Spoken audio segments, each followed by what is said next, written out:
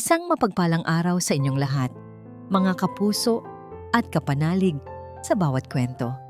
Muli, samahan ninyo akong buksan ang isang aklat ng buhay kung saan ang bawat pahina ay naglalaman ng mga pighati, pag-asa at di matatawarang lakas ng isang pusong nagmamahal. Sabi nila, ang pananahimik ay ginto.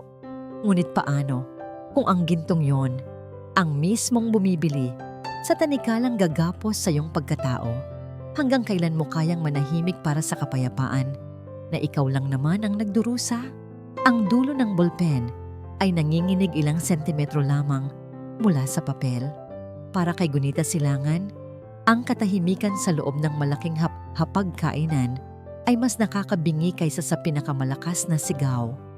Ang tanging maririnig lamang ay ang mahinang ugong ng aircon at ang mabibigat na paghinga na nagmumula sa kanyang manugang na si Dalisay, na kanina pa naghihintay sa kanyang pirma.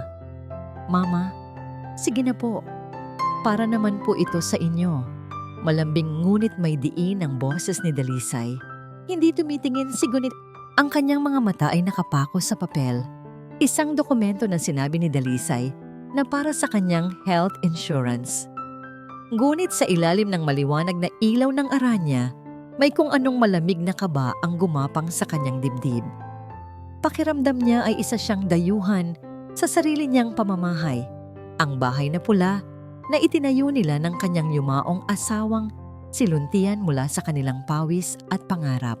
Kaninang umaga lang, habang pinupunasan niya ang larawan ni Luntian na nakapatong sa isang maliit na mesa sa sala, kinausap niya ito na parang naroon pa rin. Luntian, mahal ko. Pasensya na kung hinahayaan kong mangyari ito. Para kay Dante. Para sa anak natin. Konting tiis lang. Bulong niya sa hangin habang hinahaplos ng kanyang hinlalaki ang nakangiting mukha sa litrato. Ang alikabok na pumailan lang sa sinag ng araw na tumatama mula sa bintana ay parang mga mumunting bituin. Mga paalala ng masasayang araw na lumipas. Ngunit ang alaalang iyon ay biglang pinutol ng matigas na boses ni Dalisay mula sa likuran. Manang Celia, ano pang ginagawa mo dyan? Hindi ba sinabi kong ihanda mo na ang mga gamit mo? Nakita ni Gunita ang pagkabigla sa mukha ni Manang Celia, ang matandang kasambahay na halos kasabayan na niyang tumanda sa bahay na yon. 50 taon itong nagsilbi sa pamilya.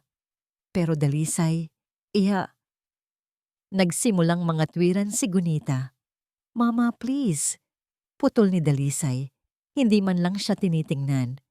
Nakasuot ito ng isang mamahaling bestida na hapit sa katawan at ang amoy ng kanyang pabango ay tila sinasakop ang buong kabahayan. Kailangan natin ng mas bata, mas mabilis kumilos. It's for efficiency. Huwag niyo na pong problemahin. Ako na ang bahala. Walang nagawa si Gunita, kundi panoorin si Manang Celia. Nalulugulugong binitbit ang maliit nitong bayong papalabas ng pinto. Habang si Dalisay ay busy sa kanyang telepono, nag-uutos na sa isang ahensya para sa bagong katulong. Sa sandaling iyon, naramdaman ni Gunita ang unang lamat, ang unang bitak sa mga pader ng kanyang tahanan. At ngayon, sa hapagkainan, ang lamat na yon ay tila lumalaki. Ang hapunan ay lumamig na sa kanilang mga plato. Si Dante, ang kanyang anak at asawa ni Dalisay, ay tahimik lamang sa kanyang upuan. Iniiwasan ang kanyang mga mata. Ang dating masiglang kulay ng kanilang tahanan ay napalitan ng isang malamig at nakakakilabot na katahimikan. Mama, ano pa po bang iniisip ninyo? It's just a simple document. Ulit ni Dalisay. Ang pagkainip ay bakas na sa kanyang boses. Para kung magkasakit kayo, hindi na tayo mag-aalala pa. Mahal ang ospital ngayon, alam nyo naman. Ang mga salita ay puno ng pag-aalala, ngunit ang mga mata ni Dalisay ay matalim at walang emosyon. Itinulak ni Gunita ang kanyang salamin pataas sa kanyang ilong. Sinubukan niyang basahin ang maliliit na letra sa ilalim ng linya kung saan siya pipirma. Ngunit malabo ang mga ito. Parang sinadyang paliitin. Itinaas niya ang bolpen. Para kay Dante. para sa kapayapaan ng pamilya. Ito ang palagi niyang sinasabi sa sarili. Ngunit habang unti-unting ibinababa niya ang kanyang kamay, isang alaala ang biglang pumasok sa kanyang isipan. Ang ngiti ni Luntian noong una nilang itinayo ang bahay. "Gunita," sabi nito noon, "itong bahay na ito ang magiging kanlungan ng ating pamilya. Dito, palagi tayong magiging ligtas." Ligtas. Ang salitang iyon ay tumusok sa kanyang puso na parang isang patalim.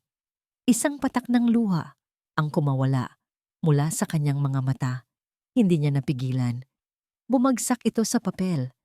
Ang tinta ng isang maliit na salita sa ilalim ng dokumento ay biglang lumabo at kumalat. Isang madilim na mantsa sa kaputian ng papel. Dahil sa pagkalabo, hindi niya na mabasa kung ano yun noon, ngunit sapat na yon para magtanim ng isang nakakakilabot na pagdududa sa kanyang puso. Bigla niyang ibinawi ang kanyang kamay. Ang ballpen ay gumulong sa makintab na mesa, lumilikha ng isang maliit na ingay na bumasag sa nakabibinging katahimikan. Ang bahay na pula ay hindi na makilala ni Gunita. Ang dating init ng isang tahanan ay napalitan ng malamig na kislap ng mga ilaw na nanggagaling sa mga mamahaling palamuti. Ang mga halakhak ng mga bisita ni Dalisay, mga taong ngayon niya lang nakita, ay parang mga matutulis na bubog na tumutusok sa katahimikan ng kanyang mga alaala. Ito ang 30 kaarawan ni Dalisay at ginawa nitong isang palasyo ang bahay nila ni Luntian. Si Gunita ay nakaupo sa isang silya sa sulok, isang anino sa sarili niyang pamamahay. Ang suot niyang luma, ngunit malinis na bestida, ay tila sumisigaw ng kahirapan sa gitna ng dagat ng mga kumikinang na damit at alahas. Nakita niya si Dante, ang kanyang anak, na nakatayo sa tabi ni Dalisay. Abala ito sa pag-aasikaso sa mga bisita, ngunit ang mga ngiti nito ay hindi umaabot sa kanyang mga mata. Para siyang isang palamuti, isang aksesorya sa tabi ng kanyang nagniningning na asawa. Walang sandali man lang na sinulyapan nito ang ina na nag-iisa sa sulok. Hindi na niya kaya. Ang bigat sa kanyang dibdib ay parang isang malaking bato. Tumayo siya, dahan-dahan, at naglakad palayo sa ingay. Nagtungo siya sa maliit na silid sa dulo ng pasilyo, ang dating silid panahian kung saan niya ginagawa ang mga damit ni Dante noong bata pa ito. Dito, medyo payapa. Binuksan niya ang pinto. Ngunit bago pa man siya makahakbang papasok, narinig niya ang boses ni Dalisay mula sa veranda, nakatabi ng silid. Ang boses nito ay hindi na malambing. Ito ay puno ng galit at pagkasuklam. "Wala akong pakialam sa mga palusot mo. Sinabi mong bibigyan mo ako ng 1 buwan." Sigaw ni Dalisay sa kausap nito sa telepono. "Ibigay niyo lang ako ng konting panahon. Malapit na. Konting-konti na lang." May kung anong kaba ang biglang kumurot sa puso ni Gunita. Dahan-dahan siyang lumapit sa siwang ng bintana. "Oh, nakasangla na ang titulo ng bahay na to sa inyo. Ano pa bang gusto niyo?" Patuloy ni Dalisay. At sa mga salitang yon, gumuho ang mundo ni Gunita. Nakasangla ang titulo. Ang hangin ay tila naubos sa kanyang mga baga. Ang dokumentong pinapirmahan sa kanya, ang health insurance, ang lahat ay isang malaking kasinungalingan. Ang bahay na binuo ng dugo at pawis nila ni Luntian. Ipinain sa mga demonyo. Hindi na siya nakapag-isip. Ang kanyang mga binti ay kusa ng gumalaw. Lumabas siya ng silid. Ang kanyang mga mata ay nag-aapoy sa galit na ngayon lang niya naramdaman sa buong buhay niya. Tinahak niya ang sala na puno ng mga nagtatawa ng bisita. Hindi niya sila nakikita. Ang tanging nakikita niya ay ang nakatalikod na si Dalisay, na ngayon ay nakangiti na muli na parang walang nangyari. "Dalisay!" Ang sigaw ni Gunita ay pumunit sa masayang tugtugin. Natigil ang lahat. Ang mga bisita, si Dante at si Dalisay ay napalingon sa kanya. Ang mukha ni Dalisay ay nagpakita ng panandaliang gulat bago ito napalitan ng isang mapanuring ngiti. Anong ginawa mo sa bahay namin? Nanginginig ang boses ni Gunita. Ang mga luha ay nagsisimula nang mamuo sa kanyang mga mata. Anong ginawa mo sa bahay ng ama ni Dante? Mama, ano po bang pinagsasabi ninyo? Sagot ni Dalisay. Lumapit ito sa kanya at pilit siyang hinahawakan sa braso. Nagkakamali po yata kayo ng iniisip. Halika po, magpahinga na muna kayo sa taas. Huwag mo akong hawakan. Iwinaksi ni Gunita ang kamay nito. Hinarap niya ang lahat ng bisita. Narinig ko siya. Isinangla niya ang bahay namin. Nilinlang niya ako. Isang nakabibinging katahimikan ang bumalot sa silid. Biglang kinuha ni Dalisay ang mikropono mula sa maliit na entablado. Ang kanyang boses, na ngayon ay pinalakas ng sound system, ay puno ng pekeng awa. Mga kaibigan, pagpasensyahan niyo na po ang aking biyenan. Sabi ni Dalisay, ang mga luha ay biglang tumulo mula sa kanyang mga mata. May mga araw po talaga na ganito siya. Nakakalimot na po kung ano-ano na ang nakikita at naririnig. Ang sabi po ng doktor, bahagi ito ng kanyang pagtanda. Sinungaling, sigaw ni Gunita. Hindi ako baliw. Ngunit huli na ang lahat. Ang mga bulungan ay nagsimula na. Ang mga tingin ng awa at panghuhusga ay ipinukol sa kanya. Lumapit si Dalisay at sa isang kilos na walang sino mang nakakita, maliban kay Dante, bumulong ito ng may bagsik. Manahimik ka, matandang hukluban. Sisirain mo ang gabi ko. At pagkatapos, sa harap ng lahat, isang malakas na tunog ang umalingaw-ngaw. Pak! Ang sampal ni Dalisay ay napakalakas. Napatihaya si Gunita at ang kanyang katawan na mahina. Naki ay bumagsak sa makintab na sahig. Ang kanyang salamin ay tumilapon. Ang kanyang mundo ay umikot. Ang sakit sa kanyang pisngi ay walang-wala kumpara sa sakit at kahihiyan na tumatarak sa kanyang puso. Mga gwardiya, sigaw ni Dalisay. Ang kanyang muka ay nababalutan ng pagkadisgusto. Ilabas niyo ang matandang yan. Nagwawala na naman. Dalawang malaking lalaki ang mabilis na lumapit at walang awang hinawakan ang kanyang mga braso. Tumingin siya kay Dante, nagmamakaawa. Anak, Dante. Ngunit si Dante ay nakatayo lamang doon. Hawak ni Dalisay sa braso. Ang muka ay putlang-putla, walang magawa. Kinaladkad si Gunita palabas ng bahay. Narinig niya ang pagsara ng malaking pinto sa kanyang likuran. Kasabay nito ang pagbuhos ng malakas na ulan. Ang malamig na tubig ay dumampi sa kanyang nag-iinit na pisngi.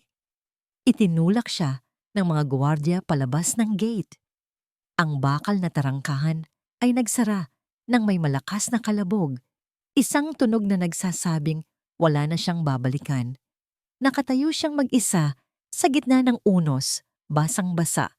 Nanginginig sa ginaw at sa sakit. Dinukot niya mula sa kanyang bulsa ang isang maliit na bagay, ang luma at kupas na litrato, niluntian, na palagi niyang dala-dala. Niyakap niya ito nang mahigpit sa kanyang dibdib at sa gitna ng walang tigil na buhos ng ulan, sa malamig na semento sa labas ng sarili niyang tahanan, bumigay ang katawan at diwa ni Gunita. Ang amoy ng antiseptic at kalungkutan ang unang sumalubong kay Sinagtala, talasilangan. Pagpasok niya sa maliit na silid ng public hospital, nahanap niya ang kanyang lola, si Gunita, sa tulong ng isang kapitbahay na siyang nakakita rito na walang malay sa labas ng gate at tumawag ng saklolo. Nakahiga si Gunita sa isang bakal na kama, nakatalukbong ng puting kumot na manipis. Sa mahinang ilaw ng kwarto, kitang-kita ni Tala ang resulta ng kalupitan ng gabing nagdaan. Isang malaking pasa na kulay ube ang nakamarka sa kaliwang pisngi ng kanyang lola, ang bakas ng isang kamay na walang awa. May mga galos din sa braso nito, mga marka ng marahas na pagkakahawak. Isang pamilyar na init ang umakyat sa mga sentido ni Tala, ang uri ng galit na tila kumukulo sa kanyang dugo. Hinawakan niya ang malamig na kamay ng kanyang lola. Sa pagdampi ng kanyang balat, dahan-dahang iminulat ni Gunita ang kanyang mga matang pagod, talunan, at basag. Tala, apo, mahinang usal ni Gunita. Lola, nandito na po ako, sagot ni Tala. Pinipigilan ang panginginig ng kanyang boses. Sino po ang gumawa nito sa inyo? Hindi sumagot si Gunita. Ibinaba lamang nito ang kanyang tingin. Ngunit alam na ni Tala ang sagot. Ang bawat pasa ay sumisigaw ng pangalan ni Dalisay. Isang hikbi ang kumawala kay Gunita. At kasunod niyon ay ang walang tigil na pag-agos ng mga luha. Hayaan mo na, apo. Ayoko ng gulo. Ang mahalaga ay ligtas ako. Ligtas? Halos pasigaw na tanong ni Tala. Lola, paanong ligtas? Pinalayas po kayo sa sarili ninyong bahay. Sinaktan nila kayo. Tita Dalisay. At si Tito Dante, nasaan siya? Bakit niya po hinayaang mangyari ito? Umiling-iling si Gunita. Ang mga luha ay patuloy sa paglandas sa kanyang mga pisngi, dumadaan sa ibabaw ng pasa. Huwag mong sisihin ang tito mo. Wala siyang magagawa. Ayokong masira ang pamilya niya, Tala. Iyon na lang ang meron ako. Hindi po, Lola. Giit ni Tala. Ang kanyang boses ay puno ng determinasyon. Hinigpitan niya ang hawak sa kamay ng Lola. Ang pagpaparaya sa kasamaan ay hindi kabutihan. Pagkonsinti po yon. Ang pananahimik ninyo ang nagbibigay sa kanila ng lakas para tapak-tapakan kayo. Pero ano ang magagawa ko? Isang matanda lang ako. Hindi po kayo nag-iisa. Tumayo si Tala. Ang kanyang mga mata ay nag-aalab. Pagkatapos kong ihatid kayo dito kagabi, Lola, hindi ako natulog. Nagpunta ako sa City Hall kaninang umaga. Sa Register of Deeds, biglang natigilan si Gunita. Nakita niya ang isang kakaibang kislap sa mga mata ng kanyang apo. Isang kislap ng bakal na determinasyon. Hinanap ko po ang titulo ng Bahay na Pula. Patuloy ni Tala. Ang bawat salita ay mabigat. Lola, ang pangalan na po ni Dalisay Montesillo ang nakalagay doon. At nakita ko po ang pirma ninyo. Isang pilit at nanginginig na pirma. Ang huling sinag ng pag-asa sa mga mata ni Gunita ay tuluyang namatay. Ang katotohanan ay isang malupit na sampal. Mas masakit pa sa pisikal na sampal na tinamo niya. Alam ko pong hindi ninyo ibibigay ang bahay ni Lolo, sabi ni Tala. Lumuhod siya sa tabi ng kama para magpantay ang kanilang mga mata. Nilinlang po kayo, Lola, at hindi tayo pwedeng pumayag na lang. Sa loob ng ilang sandali, tanging ang tunog lamang ng pagpatak ng dextrose ang maririnig. Tinitigan ni Gunita ang kanyang apo. Nakita niya sa mukha nito hindi lang ang kanyang sariling kabataan, kundi pati na rin ang tapang ng kanyang yumaong asawang siluntian. Ang tapang na matagal na niyang ibinaon sa limot. Dahan-dahan, itinaas ni Gunita ang kanyang kamay at hinaplos ang pisngi ni Tala. Sa wakas, isang bagong liwanag ang sumilay sa kanyang mga mata. Isang desisyon ang nabuo sa kanyang puso na dinurog. Sige, apo, halos pabulong niyang sabi. Ngunit ang boses niya ay buo at hindi na nanginginig. Lalaban tayo. Isang matamis ng ngiti ang sumilay sa labi ni Tala sa gitna ng kanyang mga luha. Mula sa kanyang bulsa, may kinuha siyang isang maliit na parihabang papel at iniabot ito sa kanyang lola. Isang business card, Banyuhay Bani, Di Magiba Attorney at Law. Lola, lalaban po tayo, ulit ni Tala. Nahanap ko na po ang taong pwedeng tumulong sa atin. Pero may nagsabi po sa aking mahirap siyang pakiusapan at maselan pumili ng kaso. Ang opisina ni Attorney Banyuhay Di Magiba ay salamin ng kanyang pagkatao. Malinis, organisado, at walang anumang palamuting nagpapakita ng emosyon. Ang mga libro ng batas ay nakahanay sa estante na parang mga sundalo, at ang tanging kulay sa silid ay nagmumula sa luntiang halaman sa isang sulok na bihira niyang maalaga ang diligan. Nakaupo siya sa kanyang leather na silya. Ang kanyang muka ay seryoso habang pinapasadahan ng tingin ang dalawang babaeng nasa harapan niya. Si Tala, puno ng nag-aapoy na determinasyon, at si Aling Gunita na nakayuko at pinaglalaruan ang mga daliri sa kanyang kandungan. Ang pasa sa pisngi nito ay bahagya na lang natatakpan ng makapal na pulbos. Base sa kwento ninyo, Aling Gunita, simula ni Bani, ang kanyang boses ay kalmado at propesyonal. Pinapirma kayo ng isang dokumento na hindi ninyo lubusang naiintindihan. Tama po ba? Marahang tumango si Gunita, hindi makatingin ng diretso sa abogado. Ang lamig at awtoridad sa boses nito ay nakakapanginig. May kopya po ba kayo ng dokumentong yon? Tanong ulit ni Bani. Wala po. Nasa kanila na po ang lahat. Sagot ni Tala. Kaya nga po kami lumapit sa inyo, attorney. Alam po naming kayo ang pinakamagaling. Isinandal ni Bani ang kanyang likod sa silya at pinagkrus ang mga braso. Isa na namang kaso ng alitan sa pamilya. Ito ang pinakaayaw niyang hawakan. Magulo, puno ng emosyon, at madalas walang malinaw na ebidensya. Ang bayad ay maliit, pero ang sakit ng ulo ay malaki. Makinig kayo, sabi niya ng diretsahan. Ang mga kasong tulad nito ay mahirap ipanalo. Salita ninyo laban sa salita ng manugang ninyo. Kung wala tayong matibay na ebidensya, sasayangin lang natin ang oras at pera ninyo. Pero attorney, biktima po ang lola ko, giit ni Tala. Ang batas ay hindi tumitingin sa kung sino ang biktima, misisilangan. Tinitingnan nito kung ano ang kayang patunayan. Malamig na sagot ni Bani. Pasensya na, pero hindi ko. Naputol ang kanyang sasabihin nang muling magsalita si Tala. Ang boses nito ay puno ng desperasyon. Gagawin po namin ang lahat. Ang buong pangalan po niya ay Dalisay Montesillo. Sa pagkarinig ng apelidong iyon, natigilan si Bani. Parang may isang malamig na kamay ang biglang humawak sa kanyang puso. Montesillo.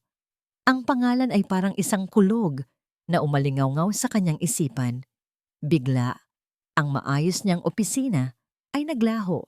Napalitan ito ng isang maalinsangang alaala mula sa kanyang kabataan. Siya, isang batang lalaki na nagtatago sa likod ng kanyang ama. Habang ang kanyang ama ay nakayukong nakikiusap sa isang matabang lalaki na may malaking bigote. Si Don Alejandro Montesillo, ang lolo ni Dalisay. Wala tayong laban, anak, bulong ng kanyang ama habang papalayo sila sa malawak na lupain na dati ay sa kanila. Malakas sila. Tandaan mo, sa mundong ito, ang hustisya ay para lang sa mayayaman. Ang mga salitang iyon ay nakatatak sa kanyang isipan. Ang mismong apoy na nagtulak sa kanya na maging abogado. Ang dahilan kung bakit siya bumalik sa bayang ito. Bumalik siya sa kasalukuyan. Ang kanyang mga kamay ay nakakuyom na pala sa ibabaw ng mesa. Tumingin siya kay Aling Gunita. Hindi na niya ito nakikita bilang isang matandang naghahanap ng awa. Nakikita niya rito ang anino ng kanyang ama, isang taong mabuti na inapakan ng mga makapangyarihan. Sige, sabi ni Bani. Ang kanyang boses ay nagbago. Mayroon na itong bigat at diin. Tinatanggap ko ang kaso. Kinagabihan, nagtungo si Bani sa baryo Mahinahon. Ang bahay na pula ay nakatayo ng mayabang sa dulo ng kalsada. Habang kinukuhanan niya ng litrato, ang labas ng bahay bilang bahagi ng kanyang investigasyon, isang mamahaling kotse ang huminto sa tapat. Bumaba mula rito si Dalisay, nakasuot ng damit na mas mahal pa yata sa buwan ng sahod ni Bani. Sino ka? Anong kailangan mo dito? Mataray na tanong ni Dalisay. Attorney Banyuhay Di Magiba. Sagot ni Bani, ibinaba ang kanyang telepono. Ako ang kumakatawan kay Gengas Gunita Silangan. Isang mapanuyang tawa ang kumawala kay Dalisay. So kumuha pa pala ng abogado. Ang matandang hukluban. Magkano ba ang ibinayad sa'yo? Baka kaya kong dublehin. Huwag mo lang ituloy ang kalokohang ito. Hindi na tinagsiba ni. Lumapit siya ng isang hakbang. Hindi lahat ng bagay sa mundo ay nabibili ng pera. Ginang Montesillo, may mga bagay na kailangang ipaglaban. Good luck with that, sabi ni Dalisay sabay irap. Wala kayong patunay.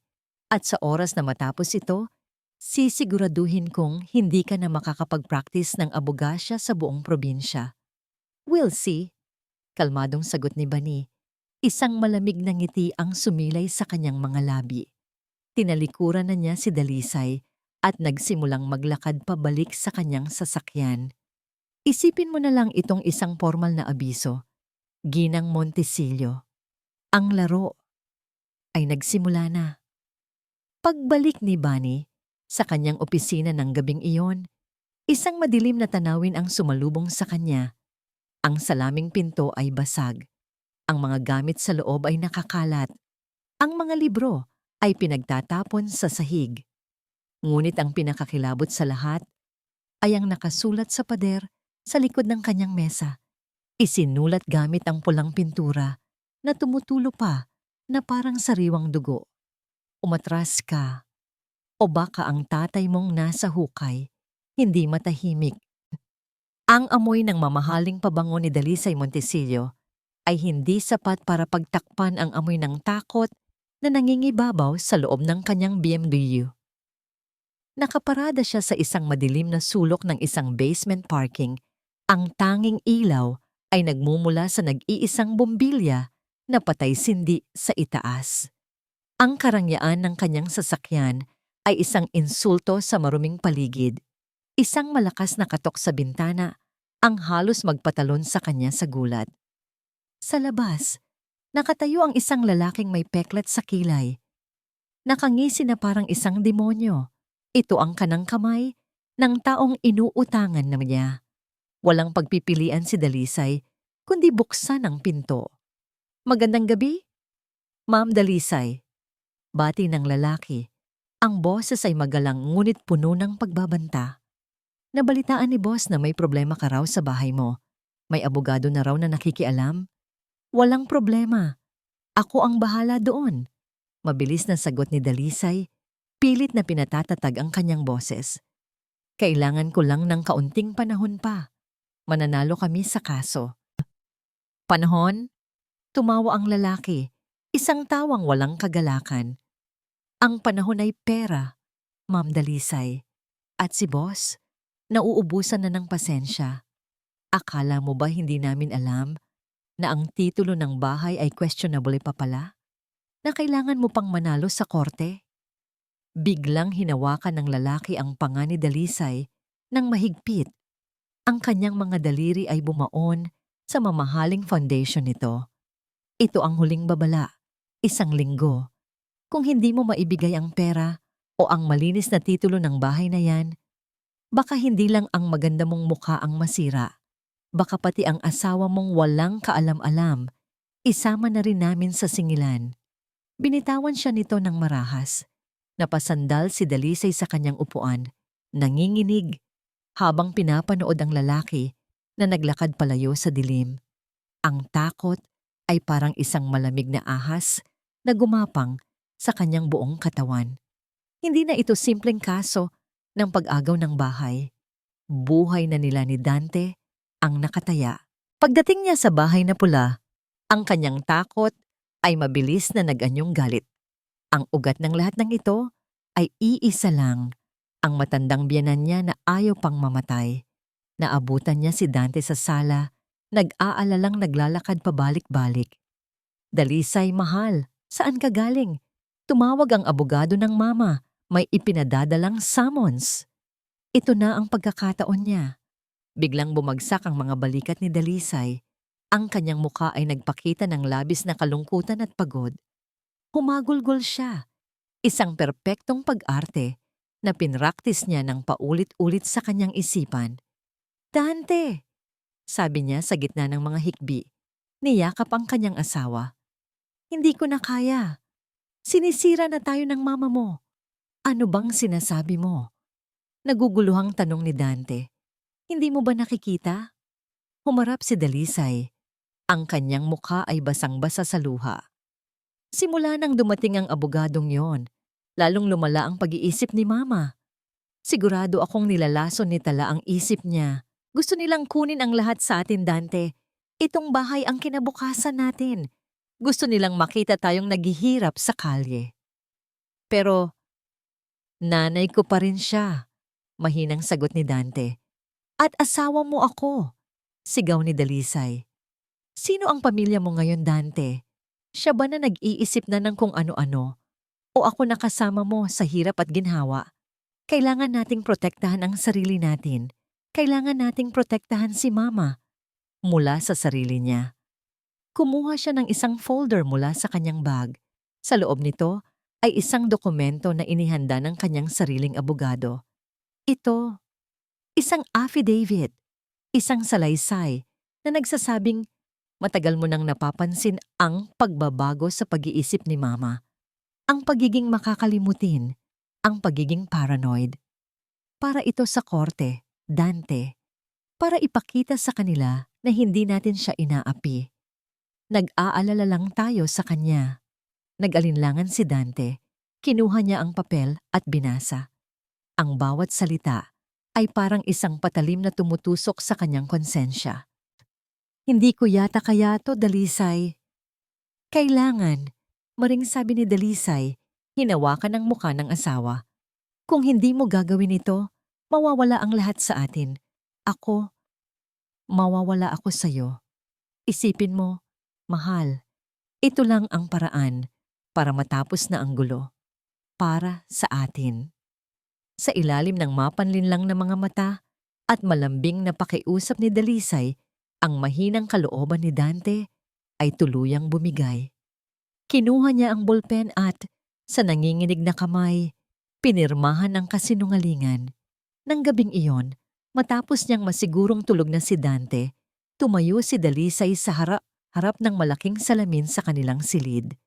Pinunasan niya ang huling bakas ng pekeng luha sa kanyang mukha. Tinitigan niya ang kanyang refleksyon. Ang takot na naramdaman niya kanina sa parking lot ay wala na. Ang natira ay isang malamig at matigas na determinasyon, isang nakakakilabot na ngiti, ang unti-unting gumuhit sa kanyang mga labi. Bukas, bulong niya sa kanyang sarili sa salamin. Bukas na bukas din. Ang matandang yon ay dadalhin sa lugar kung saan nababagay ang mga baliw habang buhay. Ang bawat hakbang ni Gunita papasok sa bulwagan ng korte ay parang isang mabigat na pag-angat ng tingga. Ang malamig na hangin mula sa aircon ay hindi sapat para pawiin ang kaba na nagpapawis sa kanyang mga kamay. Sa kanyang tabi ay si Tala na mahigpit ang hawak sa kanyang braso at si Attorney Bunny na diretso ang tingin at walang bahid ng anumang emosyon. Sa kabilang panig ng silid, nakaupo si Dalisay. Ang suot nitong puting-puting kasuotan ay tila isang pahiwatig ng kanyang ipinapakitang inosensya. Nakasuot ito ng salamin, kahit hindi naman malabo ang kanyang mga mata. Isang props para magmukhang mas kapani-paniwala at matalino. Nang magtama ang kanilang mga mata, isang matalim ng ngisi ang ipinukol ni Dalisay kay Gunita, isang ngising ng uuyam at puno ng pagtitiwala sa sarili. All rise, anunsyo ng alguwasil. Pumasok ang hukom at nagsimula na ang unang pagdinig. Unang tinawag sa witness stand ang abogado ni Dalisay. Isang makisig ngunit tila ahas na si Attorney Mendoza. Ang kanyang bawat salita ay matamis ngunit puno ng kamandag. Your Honor, simula ni Attorney Mendoza, ang kasong ito ay hindi tungkol sa pag-aari. Ito ay tungkol sa isang pamilyang nagmamalasakit. Isang pamilyang nag-aalala para sa kanilang minamahal na ina at lola. Nagpakita siya ng mga dokumento, isang pekeng medical certificate na nagsasabing si Gunita ay may early signs of dementia. Isang salaysay mula sa bagong kasambahay na nagsasabing madalas daw magsalita mag-isa si Gunita at may mga nakikitang wala naman doon. Ginang Gunita Silangan, tawag ni Attorney Mendoza. Ang kanyang boses ay malumanay. na parang kinakausap ang isang bata. Totoo po ba na minsan ay kinakausap ninyo ang larawan ng inyong yumaong asawa? Nanginginig na tumango si Gunita. Oo po.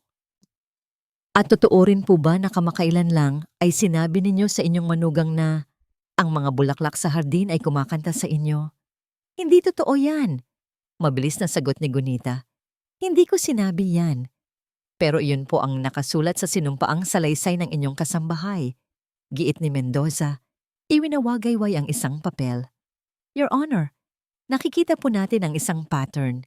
Isang pattern ng paghina ng isip na siyang ginagamit ng mga taong nasa paligid niya para lasunin ang kanyang pag-iisip laban sa sarili niyang pamilya. Tumingin siya ng may kahulugan kay Tala. Bawat tanong ni Attorney Mendoza ay isang patibong. Bawat sagot ni Gunita, kahit gaano katotoo, ay kanyang binabaluktot para magmukha siyang sinungaling o wala sa sarili. Nagsimulang magbulungan ang mga tao sa korte. Ramdam ni Gunita ang kanilang mga mapanghusgang tingin. Siya ay unti-unting napapaniwala na baka nga totoo ang sinasabi nila. Baka nga nababaliw na siya. Hindi na niya kaya. Nagsimula siyang humigbi sa witness stand. Ang kanyang mga balikat ay nanginginig. I object, Your Honor. Badgering the witness. Malakas na sabi ni Bunny, tumatayo mula sa kanyang upuan. Sustained, sabi ng hukom. Nang pagkakataon na ni Bunny para magtanong, sinubukan niyang ibalik ang dignidad ni Gunita. Ginangsilangan. Malumanay ngunit malinaw ang boses ni Bunny. Noong gabing sinasabi nilang kayo ay nagwala, ano po ba talaga ang inyong narinig na pinag-uusapan ni Ginang Montesillo sa telepono? Na narinig ko po na isinangla niya ang bahay namin, sagot ni Gunita. At pagkatapos po ninyo siyang harapin, ano po ang kanyang ginawa? Nag-atubili si Gunita. Tumingin siya kay Dalisay na ngayon ay umaarteng nasasaktan sa kanyang kinauupuan. Sinampal niya po ako. Halos pabulong na sabi ni Gunita. Isang malakas na, objection, Your Honor. Hearsay. Ang umalingaw-ngaw mula kay Attorney Mendoza. Attorney Di Magiba, may ebidensya ka ba sa alegasyong yan? Tanong ng hukom. Mayroon po, Your Honor. Sagot ni Bunny. Ipinakita niya ang mga litrato ng pasa sa mukha ni Gunita na kinuna ni Tala sa ospital. At mayroon din po tayong medical certificate mula sa ospital na nagsasabing ang pinsala ni Ginang Silangan ay resulta ng blunt force trauma. Isang sandali ng katahimikan, nakita ni Gunita ang panandaliang pagkunot ng noo ni Dalisay. Isang maliit na tagumpay, ngunit si Attorney Mendoza ay handa. Your Honor, ang mga pasa po ay maaaring makuha sa maraming paraan. Dahil po sa kanyang kondisyon, hindi po katakatakang madalas matumba at mabunggo ang matanda. Ang aming punto, ang kanyang isip ay hindi na mapagkakatiwalaan para alalahanin ang mga tunay na pangyayari. Bago pa man makasagot si Bunny, nagsalita na si Attorney Mendoza. Your Honor, para po mas lalong maging malinaw ang lahat, nais po naming tawagin sa witness stand ang aming susunod na testigo, isang taong higit na nakakakilala kay Ginang Silangan, ang kanyang sariling anak, si G. Dante Silangan. Ang puso ni Gunita ay tila tumigil sa pagtibok. Lahat ng mata ay napunta sa pinto sa likuran. Pumasok si Dante, nakayuko, iniiwasan ang tingin ng lahat. Habang naglalakad siya papunta sa harap, ang bawat yabag niya ay parang isang malakas na pagpukpok ng martilyo sa dibdib ni Gunita. Nang dumaan siya sa kanyang tabi, nagawa niyang itaas ang kanyang tingin. Nagtama ang kanilang mga mata. Sa mga mata ng kanyang nag-iisang anak, wala siyang nakitang pagmamahal o pag-aalala. Ang nakita niya ay takot at isang malaking pader ng pagkakasala. Ang hangin sa loob ng korte ay tila naubos. Ang lahat ng ingay ay naglaho. Para kay Gunita, ang tanging naririnig niya ay ang malakas na kabog ng sarili niyang dibdib. Isang kabog na tila gustong kumawala at tumakas. Ang kanyang mga mata ay nakapako sa iisang tao lamang. ang kanyang anak na si Dante, na ngayon ay nakaupo na sa silya ng mga testigo, nanginginig na parang isang basang sisiw. Ginoong Dante Silangan, magiliw na simula ni Attorney Mendoza, maari mo bang isalaysay sa korteng ito ang mga napansin mong pagbabago sa iyong ina nitong mga nakaraang buwan? Umiwas ng tingin si Dante. Tumingin siya sa sahig, sa kisame, sa kanyang mga kamay, kahit saan.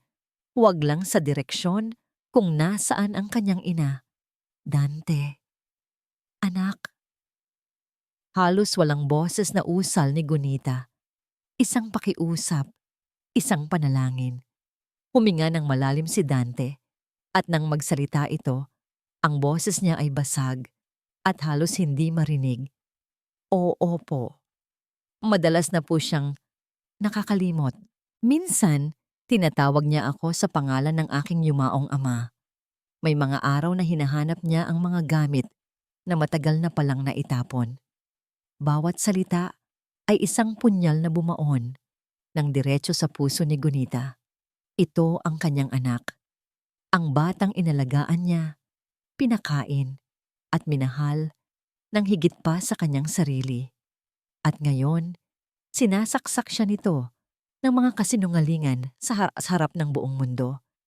At bukod po sa pagiging makakalimutin, patuloy ni Mendoza, may mga pagkakataon po ba na siya ay nagpapakita ng kakaibang pag-uugali? Meron po, sagot ni Dante. May mga gabi na naririnig ko siyang may kausap sa kanyang kwarto, pero wala namang ibang tao. Minsan, nagagalit siya ng walang dahilan. Pagkatapos, ay bigla na lang iiyak. Sinungaling, bulong ni Gunita, ang mga luha ay malayang dumadaloy sa kanyang mga pisngi. Hindi na niya ito mapigilan. Dante, bakit? Ang kanyang mahinang bulong ay sapat na para marinig ng hukom. Order in the court. Ngunit wala nang pakialam si Gunita. Ang kanyang mundo ay gumuho na. Ang korte, ang mga tao, ang kaso.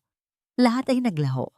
Ang natira na lang ay ang imahe ng kanyang anak na ginagamit ang kanilang mga pribadong sandali. Ang kanyang kalungkutan sa pagkawala ni Luntian bilang armas para wasakin siya. Nang matapos ang pagdinig tulala si Gunita, inaalalayan siya ni Tala at ni Bani palabas ng silid. Ang kanyang mga paa ay parang may nakagapos na kadena. Sa pasilyo, hinarang sila ni Dalisay na ngayon ay may ngiti ng isang anghel sa kanyang mga labi. Nakita niyo na, Mama? Sabi ni Dalisay sa isang malumanay na boses na puno ng lason. Sana po maintindihan ninyo. Ginagawa lang namin to para sa kapakanan ninyo. Hindi sumagot si Gunita. Tinitigan niya lang ito ng mga matang wala ng buhay. Lumapit pa si Dalisay at bumulong ng sapat lang para marinig ni Gunita. Wala ka ng kakampi, Gunita. Kahit ang sarili mong anak, alam kung ano ang tama at nararapat. Ang pagtawag sa kanya sa unang pangalan, hindi na Mama. Ang huling patak na nagpaapaw sa lahat. Gumuho ang natitirang lakas ni Gunita. Kung hindi siya inalalaya ni Bani, marahil ay bumagsak na siya sa sahig. Sa maliit na apartment na tinutuluyan nila, ang katahimikan ay mabigat at nakakamatay. Umiiyak ng walang tunog si Tala sa isang sulok. Si Bani ay naglalakad pabalik-balik. Ang kanyang panga ay matigas sa pagtitimpi. Si Gunita ay nakaupo sa isang lumang silya, nakatingin sa kawalan. Pagkaraan ng halos isang oras, si Gunita ang bumasag sa katahimikan. Itigil na natin to. Ang kanyang boses ay mahina, ngunit pinal at walang emosyon. Lola, ano po ang sabi ninyo? Gulat na tanong ni Tala. Ayoko na, ulit ni Gunita. Lumingon siya sa kanila. Tama na, suko na ako. Ginang Silangan, hindi po tayo pwedeng sumuko ngayon, mabilis na sabi ni Bani. May paraan pa. Lalaban tayo. Isang mapait na ngiti ang sumilay sa labi ni Gunita. Lalaban? Attorney, paano ako lalaban? Kung ang kalaban ko ay ang sarili kong anak? Tumingin siya sa kanyang mga kamay. Mas gugustuhin ko pang matalo sa kasong ito. Mas gugustuhin ko pang mawala ang lahat sa akin. Kaysa isipin na ako ang naging dahilan para talikuran ng isang anak ang sarili niyang ina. Ayokong dalhin niya ang kasalanang iyan habang buhay. Sa sandaling iyon, naunawaan ni Tala at ni Bani. Ang sakit na nararamdaman ni Gunita ay hindi na tungkol sa bahay o sa pera. Ito ay ang sakit ng isang inang tinalikuran. Isang sugat na walang sinumang abogado o korte ang kayang pagalingin. Dumating ang gabi, ang pinakamadilim na gabi sa buhay ni Gunita. Si Tala ay nakatulog na sa pagod sa pag-iyak.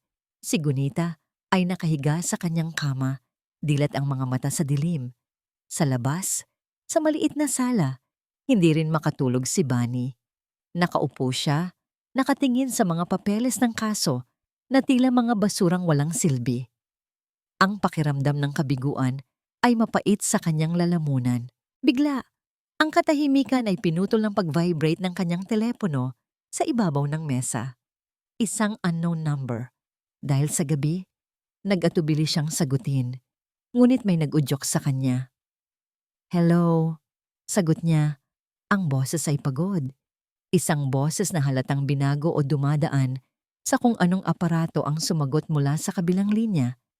Isang boses na luma at nanginginig. "Ito po ba si Attorney Dimagiba?" "Ako nga. Sino to?" Nagkaroon ng sandaling katahimikan at pagkatapos ay sinabi ng boses ang mga salitang magpapabago sa lahat. "Hindi niyo ako kilala, pero may hawak ako. May hawak akong bagay na kailangan ninyo para sunugin ang maskara ng demonyitang si Dalisay." Ang lugar ng tagpuan ay isang madilim na eskinita sa likod ng palengke. Ang uri ng lugar na iniiwasan ng mga tao kahit sa umaga. Ang amoy ng nabubulok na gulay at basang lupa ay nanunuot sa hangin. Tanging ang mahinang ilaw mula sa isang poste sa di kalayuan ang nagbibigay ng kaunting liwanag. Nakatayo si Banyuhay Dimagiba sa ilalim ng maliit na silong ng isang saradong tindahan. Ang kwelyo ng kanyang jacket ay itinaas para protektahan ang sarili sa ambon. Bawat aninong gumagalaw, bawat kaluskos ng basurahan na tinatangay ng hangin ay nagpapakaba sa kanya. Sino ang misteryosong tumawag? Isa ba itong patibong? Pagkaraan ng ilang minuto, isang anino ang dahan-dahang lumitaw mula sa kabilang dulo ng eskinita. Isang matandang babae, nakapayong at kubana sa paglalakad. Habang papalapit ito, unti-unting namukhaan ni Bani ang babae. Siya si Manang Rosa, ang matagal nang kasambahay ng mga silangan na bigla na lang pinalayas ni Dalisay. "Manang Rosa?" Gulat na tanong ni Bani. "Kayo po ang tumawag?" "Shhh!" Mabilis na sabi ni Rosa, lumingalinga sa paligid na parang may takot na sinusundan siya. "Hinaan mo ang iyong boses, Attorney." Lumapit ito sa kanya at sa liwanag, nakita ni Bani ang takot sa mga mata nito. "Attorney, alam kong delikado ito, pero hindi na kaya ng konsensya ko. Ang ginawa nila kay Ma'am Gunita, hindi yon tama. Diyos ko, hindi yon tama." "Ano po ba ang hawak ninyo, Manang?" Nanginginig na dinukot ni Rosa mula sa kanyang lumang pitaka ang isang maliit na bagay na binalot sa panyo. Isang memory card. "Noong pinalayas ako ni Dalisay," kwento ni Rosa, "hindi niya alam na naitago ko ang luma naming CCTV camera. Akala niya sira na yon. Ang totoo, pinagawa ko yon dati pa sa pamangkin ko. Nakatago lang yon sa likod ng isang malaking florera sa sala." Nanlaki ang mga mata ni Bani. Noong gabi bago ang kaarawan ni Dalisay, patuloy ni Rosa, may kausap siya sa telepono. Malakas ang boses niya. Akala niya ay walang nakakarinig. Nire-record pala yun lahat ng camera. Ibinigay niya ang memory card kay Bani. "Attorney, nandyan ang lahat. Ang pag-amin niya sa utang niya sa mga masasamang tao. Ang plano niya na lokohin si Ma'am Gunita para pirmahan ang deed of sale. Ang pagtawa niya habang sinasabi niyang wala nang magagawa ang matanda. Ang hawak ni Bani ay hindi lang isang memory card. Ito ay isang bomba, isang katibayan na kayang pasabugin ang lahat ng kasinungalingan ni Dalisay. Maraming salamat po, Manang Rosa. Utang na loob po namin ito sa inyo. Pangako po, poprotektahan namin kayo. Sabi ni Bani, ang kanyang boses ay puno ng panibagong pag-asa. Kailangan ko nang umalis, sabi ni Rosa, mabilis na tumalikod. Mag-iingat ka, attorney. Ang mga kalaban mo, hindi sila nagbibiro. Mabilis na naglakad papalayo si Rosa at naglaho sa dilim. Naiwan si Bani na mahigpit na hawak ang alas na magpapapanalo sa kanila. Kailangan niyang makarating sa korte bukas. Sumakay siya sa kanyang sasakyan at sa gitna ng malakas na buhos ng ulan, mabilis niya itong pinaandar. Ngunit habang nasa highway siya, napansin niya sa kanyang rearview mirror ang isang itim na van na walang plaka. Kanina pa ito nakasunod sa kanya. Binilisan ni Bani ang takbo, ngunit bumibilis din ang van. Lumilipat-lipat ito ng linya. Sinusubukang harangan ang kanyang daan. Kinabahan na si Bani. Tama si Manang Rosa. Hindi biro ang mga ito. Sa isang biglaang maniobra, in-overtake siya ng van at pumreno ng malakas sa kanyang harapan. Napilitan siyang iliko ang manibela. Dumulas ang kanyang sasakyan sa basang kalsada. Umikot at bumangga sa isang poste sa gilid ng daan. Crash! Ang tunog ng nabasag na salamin at nayuping bakal ang umalingaw-ngaw. Nahihilo si Bani. Ang kanyang noo ay tumama sa manibela. May mainit na likido ang dumadaloy sa kanyang muka. Dugo. Sa kabila ng panlalabo ng kanyang paningin, nakita niya ang pagbukas ng pinto ng van. Dalawang malalaking lalaki ang bumaba, papalapit sa kanya. Ang isa ay may hawak na tubo. Ang tanging naisip ni Bani ay ang memory card. Mabilis niya itong dinukot mula sa kanyang bulsa at itinago sa ilalim ng car mat, sa ilalim ng kanyang paa. Binuksan ng mga lalaki ang pinto ng kanyang kotse. Hinila siya palabas. Nasaan ang daladala mo? Sigaw ng isa. Wala. Akong alam sa sinasabi niyo. Hirap na sagot ni Bani. Isang malakas na suntok sa sikmura ang nagpatumba sa kanya sa basang kalsada. Sinipa siya ng paulit-ulit. Hinalughog ang kanyang mga bulsa. Wala dito, boss, sabi ng isa. Baka nasa sasakyan. Habang ang isa ay naghahalongkat sa loob ng kotse, ang isa naman ay patuloy sa paninipa sa kanya. Ang bawat tama ay nagdudulot ng matinding sakit, ngunit hindi nagsalita si Bani. Ang kanyang mga mata ay nakapikit. Tinitiis ang lahat, habang ang isip niya ay nakatuon sa isang bagay lang. Ang korte. Kailangan kong makarating sa korte. Sa di kalayuan, isang ugong ang kanilang narinig. Mga sirena ng pulis. Patay! May parating! Tara na! Sigaw ng lalaki. Mabilis silang tumakbo pabalik sa van at humarurot paalis. Naiwan si Bani na nakahandusay sa kalsada, basang-basa ng ulan at ng sarili niyang dugo, habang ang tunog ng papalapit na sirena ay parang musika sa kanyang pandinig. Dahan-dahan niyang iminulat ang kanyang mga mata at sa kabila ng sakit, isang ngiti ng tagumpay ang sumilay sa kanyang mga labi. Ligtas ang ebidensya. Ang kapaligiran sa loob ng korte ay mabigat na parang isang papalapit na bagyo. Ito na ang huling araw ng pagdinig. Si Gunita ay nakaupo sa kanyang silya. Ang kanyang mga balikat ay nakakrus. Ang kanyang puso ay puno ng pag-resign. Sa kanyang tabi, si Tala ay hindi mapakali. Palipat-lipat ng tingin mula sa lola niya patungo sa bakanteng upuan ni Attorney Bani. Nasaan na siya? Bulong ni Tala. Ang boses ay puno ng pag-aalala. Hindi siya sumasagot sa mga tawag ko. Sa kabilang panig, si Dalisay at ang kanyang abogado, si Attorney Mendoza, ay tila mga haring naghihintay na lamang ng kanilang koronasyon. Isang mapanlait na ngiti ang hindi maalis sa mukha ni Dalisay. Ang tagumpay ay abot kamay na niya. Kung hindi po darating ang abogado ng panig ng nagsasakdal sa loob ng 5 minuto, sabi ni Attorney Mendoza sa hukom, hinihiling po namin na i-dismiss na ang kasong ito dahil sa kawalan ng interes. Lola, naiiyak na sabi ni Tala. Niyakap niya ang kanyang lola. Ito na ba ang katapusan? Pinikit ni Gunita ang kanyang mga mata. Tinanggap na niya ang kanyang kapalaran. Marahil, ito talaga ang plano ng Diyos. Bibigyan ng korte ang panig ng nagsasakdal ng huling 5 minuto? Sabi ng hukom, tinitingnan ng orasan sa dingding. Ang bawat segundo ay parang isang oras. Ang bawat tiktak ng orasan ay parang isang pagpukpok ng martilyo sa ataol ng kanilang pag-asa. Nang akmang mag-aanunsyo na muli ang hukom, blag! Ang malaking pinto sa likuran ng korte ay bumukas ng malakas.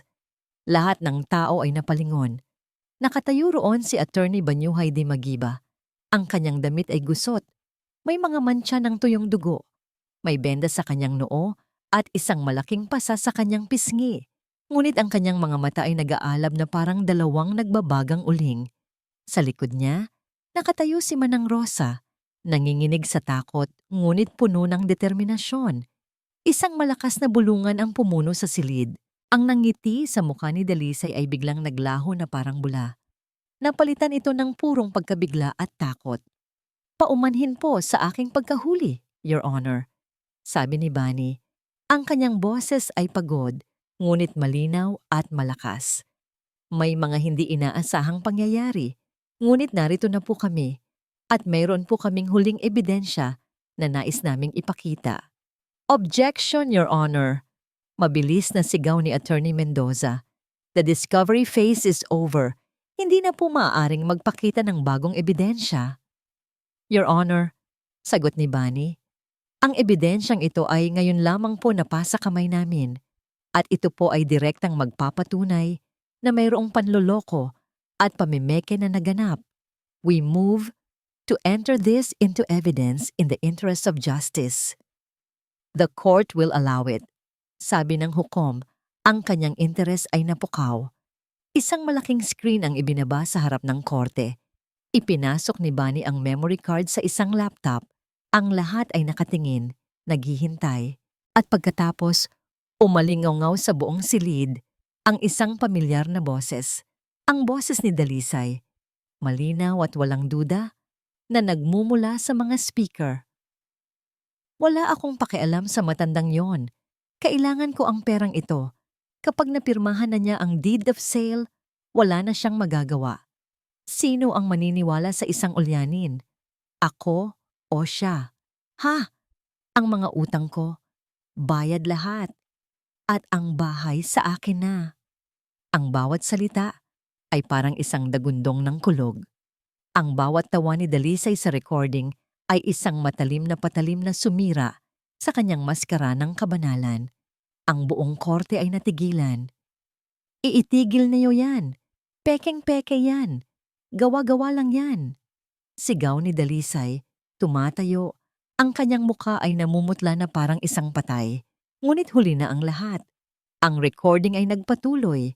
Isinasalaysay ang buong plano, ang buong kasinungalingan, mula mismo sa bibig ng may sala. Nang matapos ang recording, ang katahimikan sa korte ay nakabibingi. Si Gunita ay nakatingin ng diretso kay Dalisay. Sa wakas, pagkatapos ng mahabang panahon, ang takot sa kanyang mga mata ay nawala. Napalitan ito ng isang tahimik na lakas. Tumayo siya. Dahan-dahan, ang kanyang tindig ay tuwid at puno ng dignidad. Your Honor, sabi ni Gunita, ang kanyang boses ay hindi na nanginginig. Ito ay kalmado at buo. Ang bahay na yan, hindi lamang po yan isang gusali. Ito po ang buhay namin ng aking asawa. Bawat pader, bawat baldosa ay may kwento ng aming pagmamahalan at pagsisikap. Tumingin siya kay Dalisay na ngayon ay umiiyak na sa takot sa kanyang upuan. Maaari mong kunin ang lahat ng material na bagay sa mundo, Dalisay, patuloy ni Gunita. Maaari mong bilhin ang mga alahas, ang mga damit, ang mga sasakyan, pero may isang bagay kang hinding-hindi makukuha dahil wala ka nito. Huminga siya ng malalim. Ang dangal. Maari mong nakawin ang aking bahay, pero hindi mo kailanman mananakaw ang aking dangal. Sinungaling. Lahat kayo sinungaling. Desperadong sigaw ni Dalisay, itinuturo si Dante. Kasama ka rito, Dante. Ikaw ang pumirma. Sabihin mo sa kanila. Lahat ay napatingin kay Dante na nakayuko at nanginginig sa isang sulok. Ang kanyang mundo ay gumuho na rin. Hindi na kailangan ng hukom na mag-isip pa. Ang ebidensya ay malinaw. Ang katotohanan ay lumabas na. Sa bisa ng ebidensyang ipinakita, sabi ng hukom, ang kanyang boses ay malakas at pinal. Ipinapawalang bisa ng korteng ito ang deed of sale. Ipinag-uutos na ibalik ang pagmamay-ari ng ari-arian kay Gangitan Gunita Silangan. Isang malakas na palakpakan ang umalingaw-ngaw sa korte. Niyakap ni Tala ang kanyang lola. Parehong umiiyak sa tuwa. At para kay Ginang Dalisay Montesillo, patuloy ng hukom, inihahatid ng korte ang kasong ito sa piskalya para sa investigasyon ng mga krimen ng perjury, pamemeke at pananakit. Bang! Ang pagpukpok ng gavel ay parang isang hatol ng kamatayan para kay Dalisay. 2 pulis ang lumapit sa kanya. Hindi! Hindi niyo ako pwedeng arestuhin! Nagwawalang sigaw ni Dalisay. Sa kanyang pagkasuklam, sinugod niya si Gunita na parang isang sugatang hayop. Kasalanan mo to! Matandang mangkukulam. Dapat ka nang namatay. Ngunit bago pa man siya makalapit, mabilis siyang naharang ng mga pulis. Pinusasan ng kanyang mga kamay sa kanyang likuran habang siya ay patuloy na sumisigaw at nagpupumiglas. Ang kanyang karangyaan, ang kanyang ganda, ang kanyang kapangyarihan, lahat ay naglaho sa isang iglap.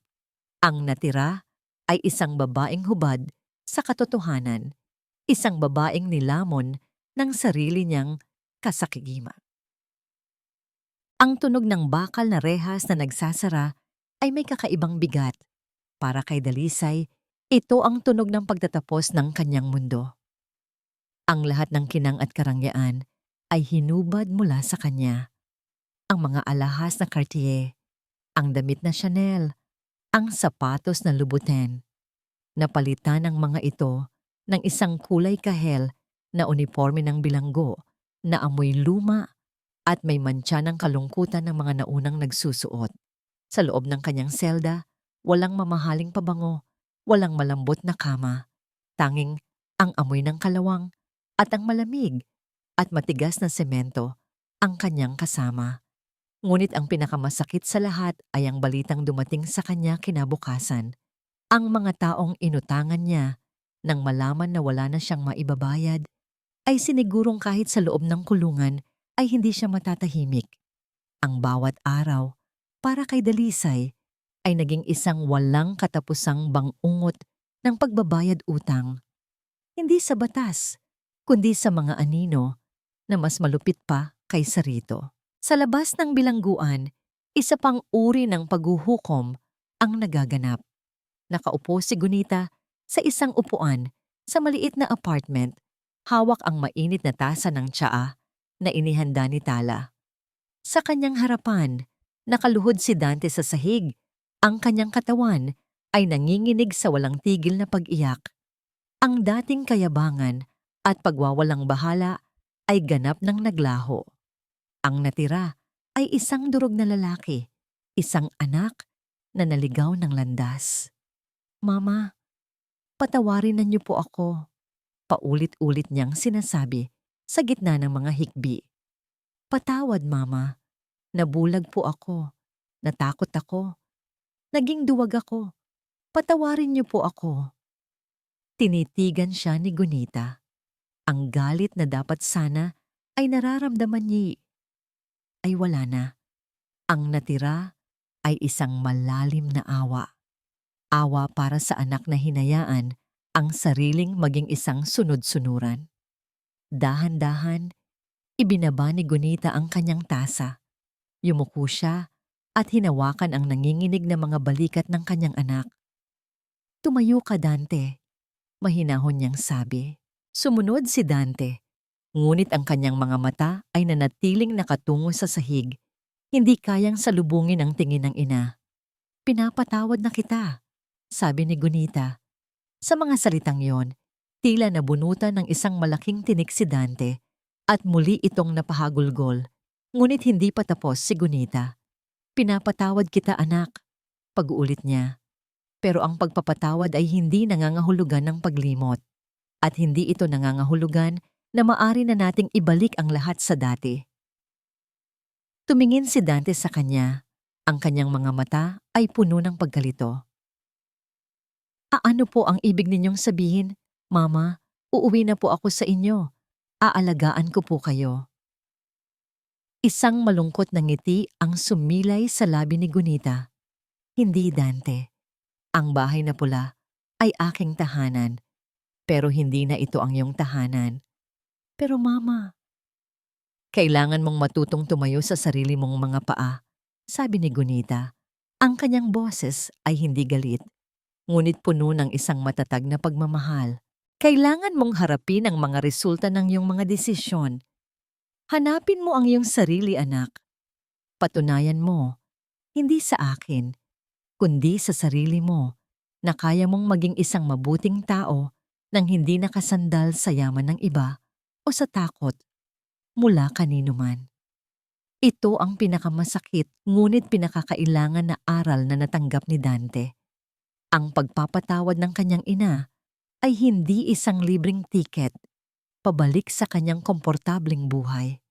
Ito ay isang hamon, isang pagkakataon para muling buuin ang kanyang nasirang pagkatao. Walang salitang lumabas sa kanyang bibig. Tumango na lamang siya, tumalikod, at naglakad papalabas ng pinto. Dala-dala ang bigat at ang pag-asa ng kanyang bagong simula. Makalipas ang ilang araw, tumayo sina Gunita, Tala, at Bani sa harap ng malaking gate ng bahay na pula. Hawak ni Bani ang isang bagong susi. Para po sa inyo, Ginang Gunita, sabi ni Bani, iniabot ang susi. Nanginginig ang kamay ni Gunita nang tanggapin niya ito. Ang piraso ng metal na ito ay simbolo ng lahat ng kanyang pinagdaanan. Dahan-dahan, ipinasok niya ito sa bagong kandado. Ang tunog ng pagpihit nito ay parang isang musika, ang tunog ng pagbabalik, ng pag-aari. Binuksan niya ang pinto. Ang loob ng bahay ay tahimik at madilim. May alikabok na sa mga muebles. Ang mga mamahaling palamuti ni Dalisay ay naroon pa. Ngunit ang mga ito'y tila mga multo ng isang masamang panaginip. Naglakad si Gunita papasok. Ang kanyang mga daliri ay marahang dumadampi sa mga pader. Bawat sulok ay may alaala ni Luntian. Ngunit ngayon, mayroon na ring alaala ng sakit, ng pagtataksil. Tumayo siya sa gitna ng malawak na sala. Napapaligiran siya ng katahimikan at ng malaking espasyo. Sa halip na makaramdam ng saya, isang kakaibang kalungkutan ang kanyang naramdaman. Napakalaki ng bahay na ito. Bulong niya sa sarili, ang kanyang boses ay umalingaw-ngaw sa kawalan.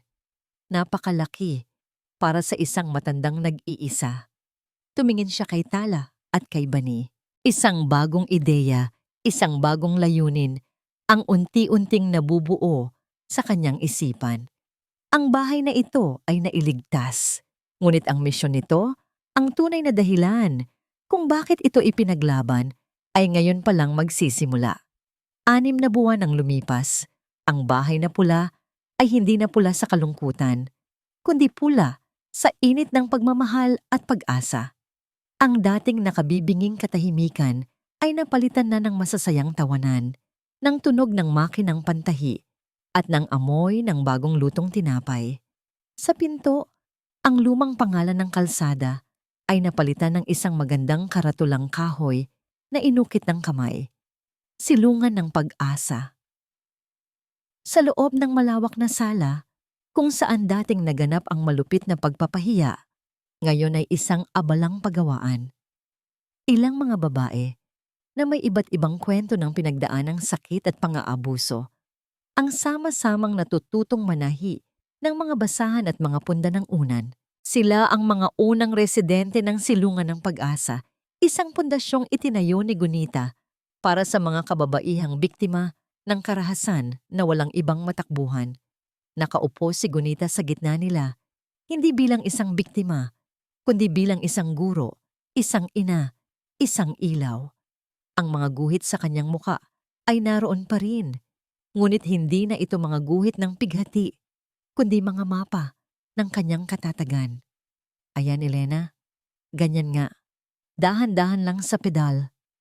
Malumanay niyang turo sa isang batang babae na minsay dumating sa kanilang pintuan na halos wala ng buhay sa mga mata.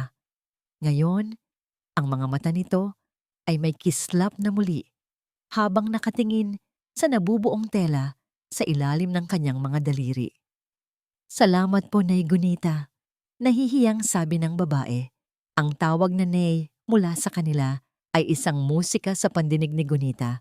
Isang balsamo na unti-unting naghihilom sa sugat na iniwan ng pagtataksil ng sarili niyang anak. Biglang bumukas ang pinto at pumasok si Attorney Bunny Di Magiba. Ngunit ngayon, ang kanyang dating seryosong mukha ay madalas nang napapalitan ng isang magaan na ngiti. Ang kanyang kaso laban kay Dalisay ay naging tanyag at siya ngayon ay kinikilala bilang isang matapang na abogado para sa mga inaapi. Magandang hapon po sa inyong lahat, bati niya.